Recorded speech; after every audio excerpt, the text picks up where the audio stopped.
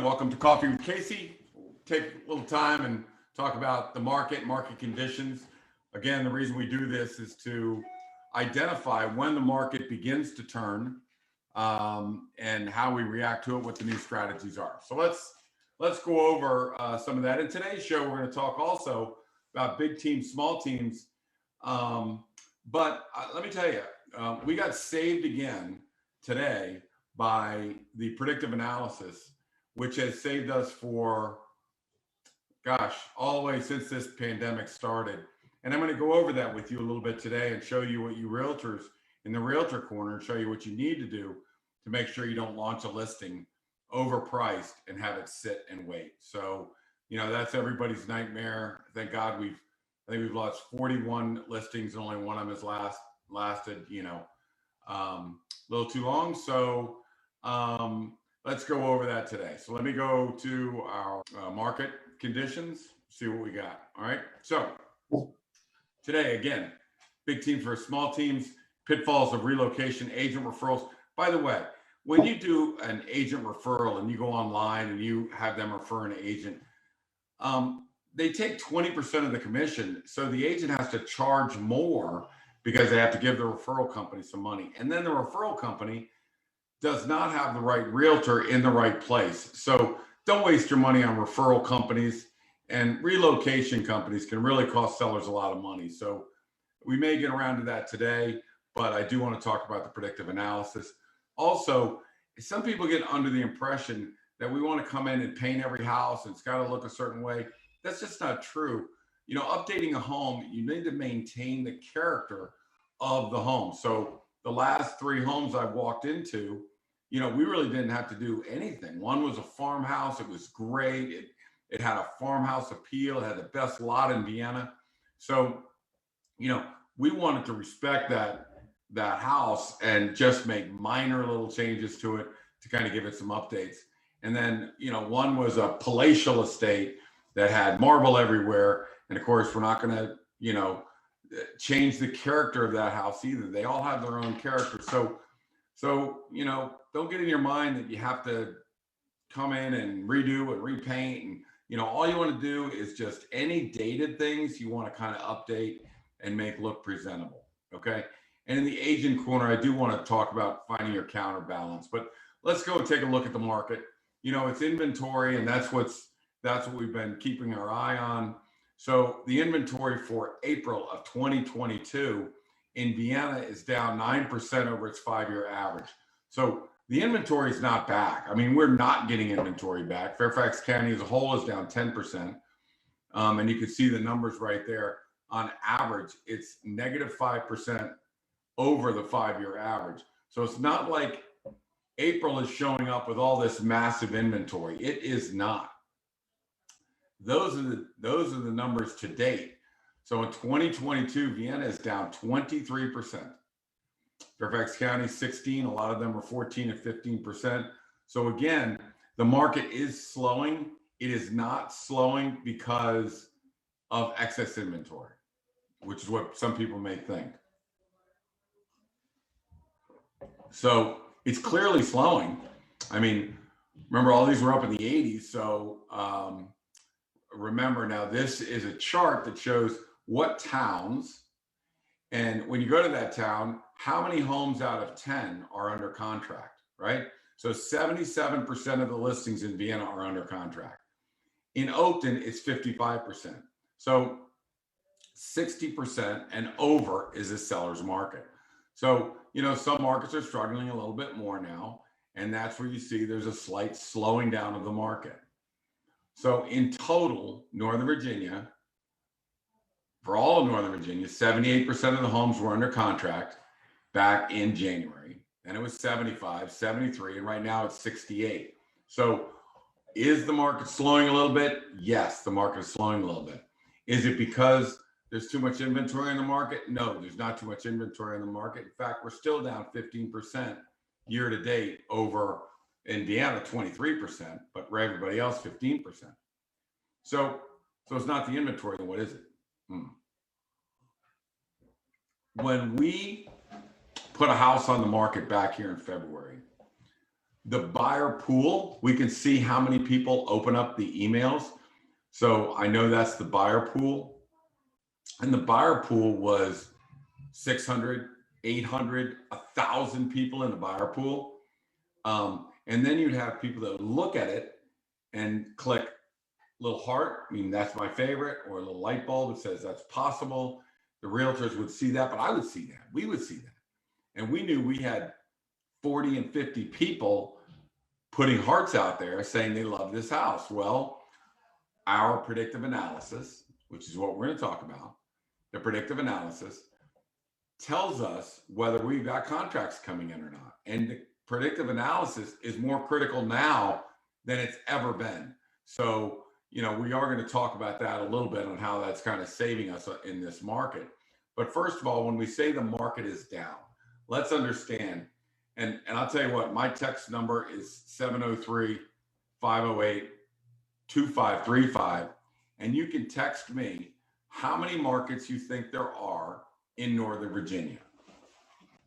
All right, so I'm going to go through a little bit of this, and you can tell me, but don't cheat and send me a text after I've already done it, and told you, just if you can give me an estimate on what you think, how many different markets there are in Northern Virginia, just those 4 counties, then text it to me at 703-508-2535. So let's take a look at this. So each market is 1 square mile, and Northern Virginia has 1,300 square miles. So what does that tell you? We're starting out with 1,317 different markets. Now, within each one of those markets, right, you have to look at what is the size of the house and what is the age of the house, right? So we're going to take a look at a market. Let's say I've got a 2,500 square foot house. It was built in the 90s. So, that is, you take 1,300, you times it by 7, and you times it by another 7, because those are the variables, right? Now, once we do that, now we've determined what price range we are. So we're in the 1 mile radius. We think the homes that we're talking about are between 1.3 and 1.5. We run that model and see in that area, in that particular market, in single family detached homes, what is that home worth, right? Then we have to inspect the house to find out if it's customary, updated, or renovated, and then do the exact price. So the answer to the question is, how many markets are there? 7.7 million markets in Northern Virginia.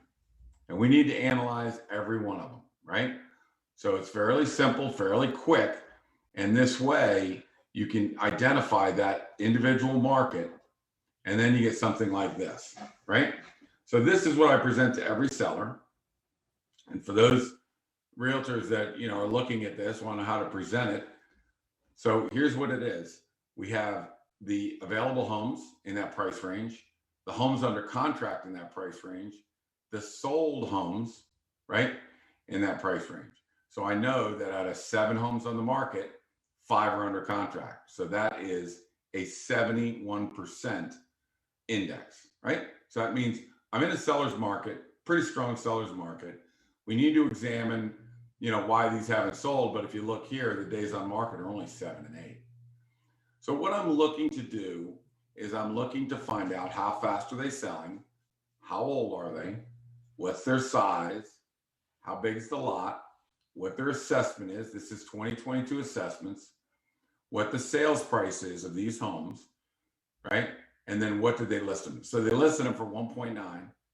They sold for 2 million. So you can see they actually sold at 102% more than they were listed for. That's the price per square foot. That's the percentage of assessment for this 1 mile radius between 1.8 and $2.2 million. Okay.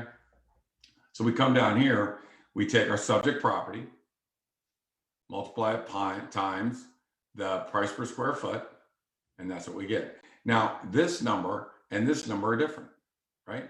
And they're different because the size of the home is different. So we need to adjust the price per square foot for size.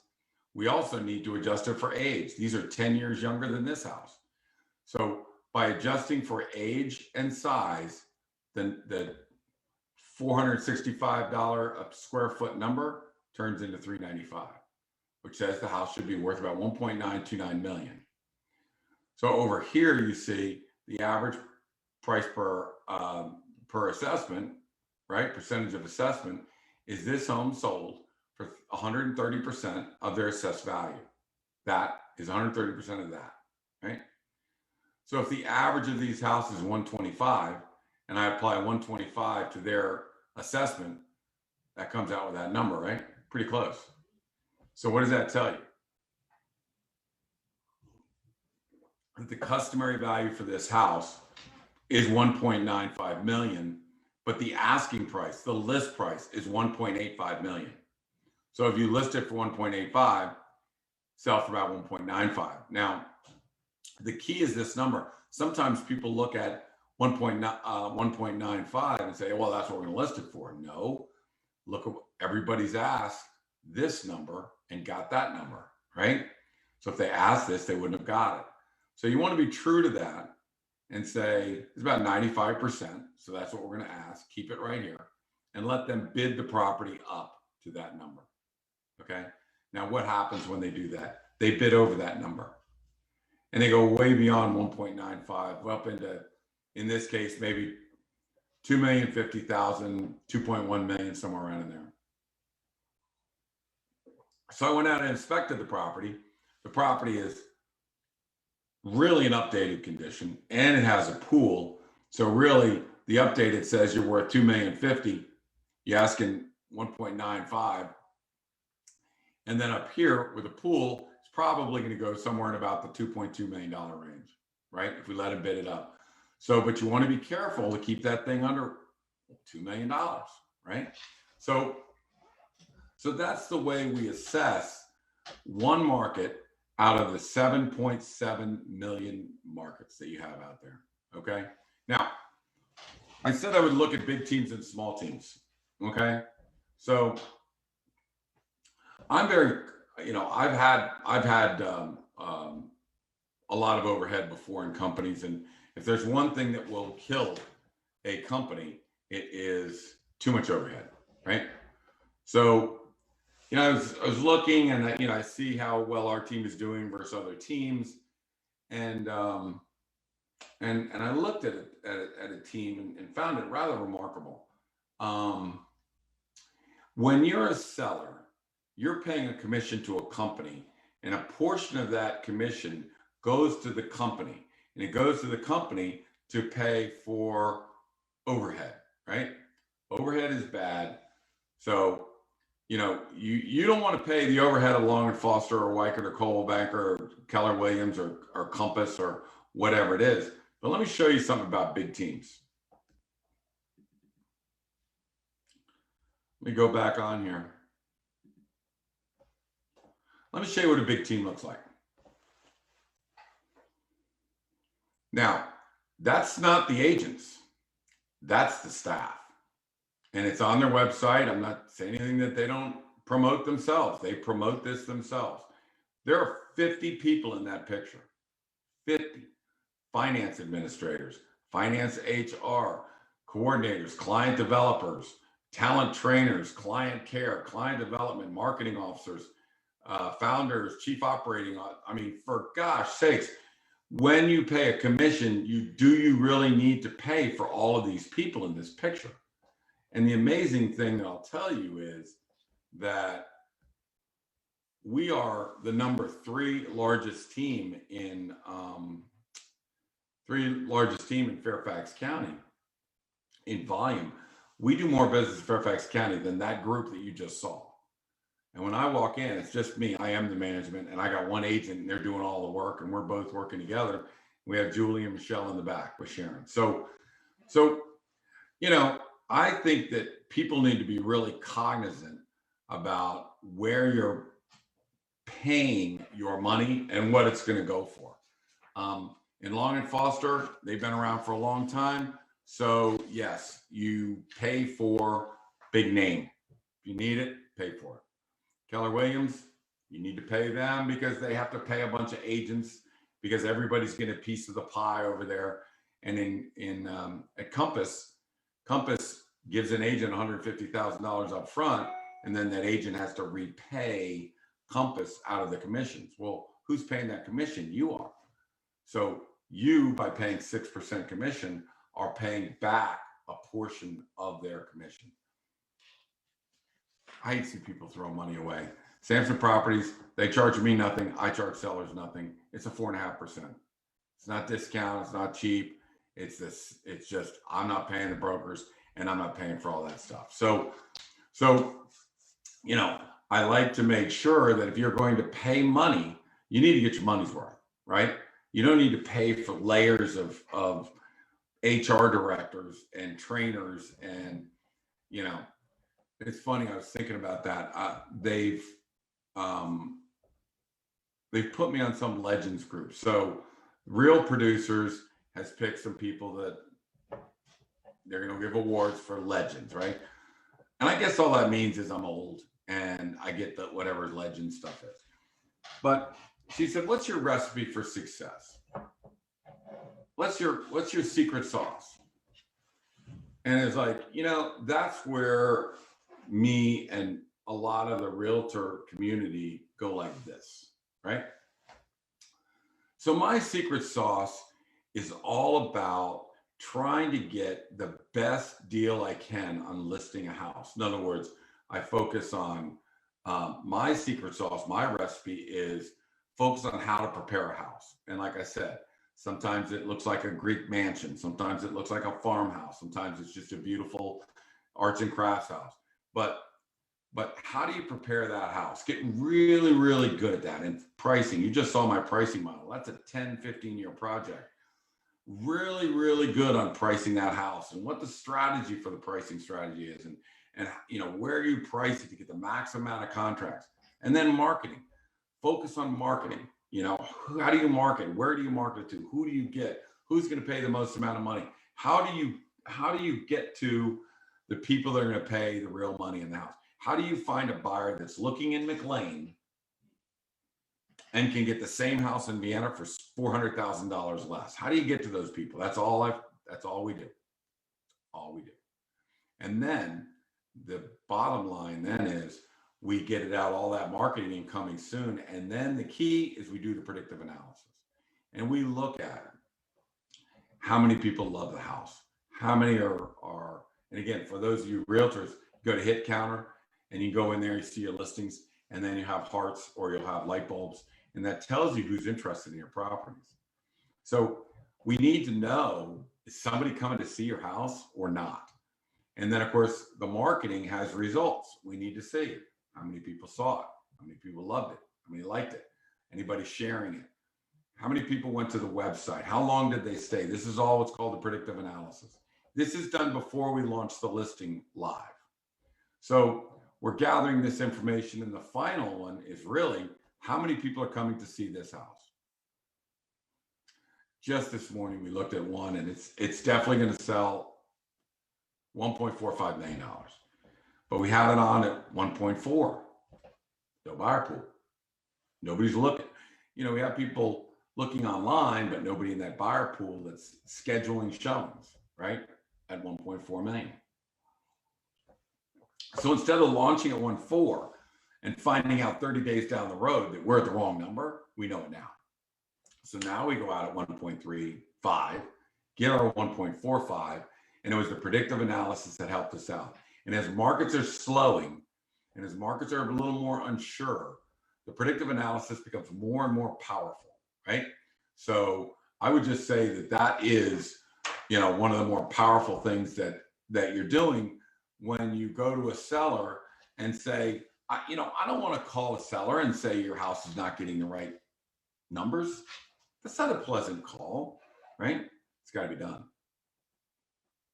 Either tell you now or tell you after we've already sailed the ship and found out that we're overpriced. So that there was no buyer pool receptive for your house. So 13 times we've done this. The 10 times we did, the seller dropped the house an average of $50,000. But an average, one of those average listings sold for $137,000 over the list price, which means we dropped 50, but we got $135,000, $137,000. The three that did not, launched at that price, and all got wiped out. They all lost at least, I think the average was $103,000. So before the predictive analysis, they all would have been in that category. We would have launched all of them like that. And all the listings, that didn't adjust lost $100,000. The ones that did adjust made 137,000, right? So, the key is knowing, right, before we launch, whether we're going to sell or not, right? So this predictive analysis, especially as the market's changing a little bit, and again, there's 7.7 million different markets. So how's your market doing? And how are you analyzing your market? So, we're going to list where we think we should. We're going to see what the market says for that house. The market's not receptive. We got to move. We just got to move. And it's better to know now than later. Okay. So I think that as times are changing, that the market is definitely slowing down a little bit. And it is not, I don't think, an inventory issue. It's an interest rate issue. That interest rates have gone up clearly 1.5. And I think it is moved the buyer pool from 800 to 1 to 200. So we've literally lost, I would say, 70 to 80% of our buyer pool. And I'm just reading numbers. I mean, it's just facts. So in February, we would have 800 to 1,000 people in a buyer pool. Now you might have 100 to 250 in a buyer pool. So what that tells me is we need to be a little more careful. Don't get married to your coming soon number, because that might change. And if it does, don't worry. If it changes, in the end, we get more money when we do that. Okay. So, it is also important. I talk to a lot of people that listen to this, and sellers are almost afraid of me to walk in the house, because like, I know I need to do this, I need to do that. It's like, not necessarily. I'm not going to, if you change a part of the house, sometimes you have to change the whole house. So really what we're trying to do is just small pieces to update the house without costing too much money. But if we do spend money, if it is important to spend money, I don't worry about it. It's not expenses. It is definitely investment money, right? Because for every dollar we spend, we're going to get back 7 or 8. So don't worry about that. But don't get locked in that you have to do it. Just let us come and look at the house first. We got an incredible house for 1.4 million coming on the market. It's one of the best lots in town. No changes, just little stuff, a little wood rot, fix up the little things. No major changes. Beautiful house over on in Oakton at about $2 million, maybe $2.2 million. Gorgeous house. Is that the normal standard? Nope. But you know what? It has its own aura. It has its own taste. It's have its own elegance.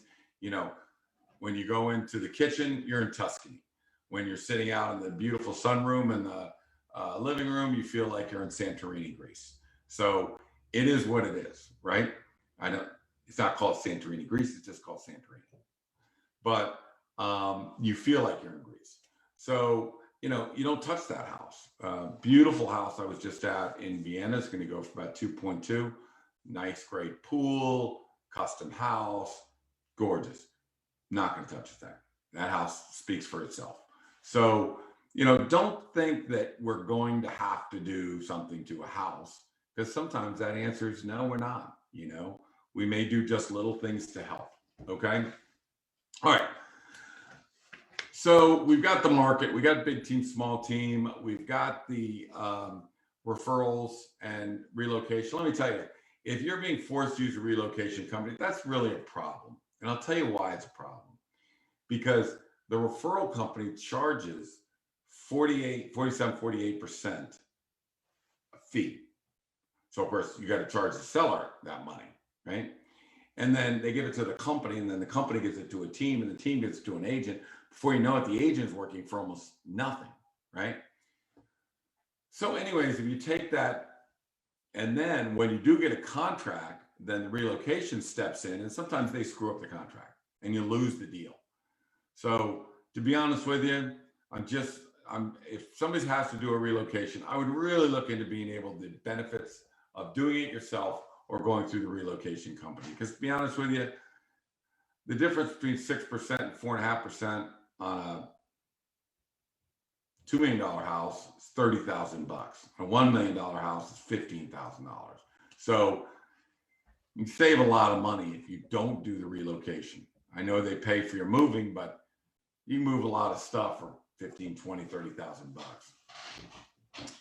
As far as the referrals, if you can find realtors in your area, you can ask around, you can ask friends, you can ask people you know, you can ask people that you know have recently sold, you know who's selling in your neighborhood. So give them a call, interview them, have them come in with their track record, present you with the track record. If they're talking about their company, they're wasting your time. They're just wasting your time. Agents sell houses, their pricing strategy, their marketing plan, their track record. Those are the only three things you need to worry about. What's your strategy? What's your marketing plan? What's your track record? That's it. There are 4,000 agents, I think, that sold houses in Vienna. Everybody's got their own opinion. I need to validate that what you're saying is that you've done a lot of work and it's been successful. That's all you got to do. Okay. So let's go to the agent corner. I have a lot of agents from Samson Properties that listen to this. I really appreciate that. I was with an individual agent yesterday, and we're talking about partnering and teaming up. You know, I think one person taking on a listing is a little difficult because one person can't do everything for that listing. They just can't. Okay, just too much stuff. You need somebody working with you. So we talked about a counterbalance. Now I'm a 64-year-old guy, experienced but 64-year-old guy, right? I don't see things the way a 30-something would see things. So who have I got sitting next to me? Some of the best 30-somethings in town. You know, Kelly and Morgan spot things that you know, they're today's buyer. Billy, today's buyer. Colby, today's buyer. Those are our buyers. Those are people that are going to help prepare the house. So I don't blame the older agents that have bad track records or houses stay on too long or they're not prepared correctly because they don't see it. It really takes somebody like that to see it. So the guy I was talking with yesterday, about a 40-year-old guy, great agent, great agent. But you know, a perfect counterbalance to him would be a female agent that has a lot of style and can really add that. What are buyers looking for in today's market? Most sellers aren't going to listen to a guy tell them what today's market's looking for. You know, you need to have, you know, somebody there that understands style, that understands all of that. Now, I have Billy and Colby, which understand the style we need for these houses, right? They're functional style guys. So, but this agent I was talking to, if you're a guy at 40, maybe you need a female 30-something that can help you. How do I prepare this house and communicate with the sellers and make sure that communication channel is always open? So you may always want to just have somebody that counterbalances who you are. I know the Beans have a counterbalance. You got Larry Bean, you got Laura Bean. They're like that, right? They're perfect counterbalance. Larry is all business and Laura's all party. You know, smart as a whip, but she's party. So, you know, that's the counterbalance that I'm talking about. So, you know, I partner on every deal, me and somebody that counterbalances me. And I think what the Samson agents need to do is make sure that you have somebody that you don't have to be a big team, just a small team that work together on deals. And I can talk to you about how you split commissions and all that stuff. But I think that one person going it alone is extremely difficult, extremely challenging. So, you know, I highly recommend that you get not just one, but 2 or 3 or 4 that you can work with on multiple deals. So that's a great way to go. My name is Casey Samson. This is Coffee with Casey, and hopefully this stuff helped. There's hundreds of thousands of dollars at stake. Every day I deal with hundreds of thousands of dollars at stake. Today, it was a predictive analysis that may have saved a seller. All I know is The 10 that did this before them made an average of $137,000. So the predictive analysis is more powerful today than ever. The market inventory is still low, but the buyer pool has shrunk. It has shrunk because of interest rates. It has shrunk because they couldn't get a house. Let me give you a tip. If I have a $1.4 million house, right? I'm not going to go to the buyer pool for today's $1.4 million house and say, hey, we got a house that's available, email. I'm going back to the emails of the 800 or 900 that we had back in February, right? Some of those have bought, but a lot of them failed 2, 3, 4 contracts and then said, screw it, we'll wait. So when you think about it, in February, they all wanted it. Some did buy, but most of them did not. Most did not. So send all of your marketing material to that group. Send it to the ones that didn't get it. That's 800 fresh people. And they're not getting emails from anybody but us. So when you're going out and you're sending things out, the buyer pools are smaller now. If you have those stored up, which we store every buyer pool, if you have the email addresses for that pool, then you want to send it to that pool, not today's current pool, because it's only 25% as big. Hope that helped. My name is Casey Samson. This was Coffee with Casey. Come every Thursday morning at 11 o'clock when I can. You can reach me at 703-508-2535 or Casey@CaseySamson.com. You can follow all of the podcasts that we do at CaseySamson.com/podcast. All right, we'll see you again next week. Bye now.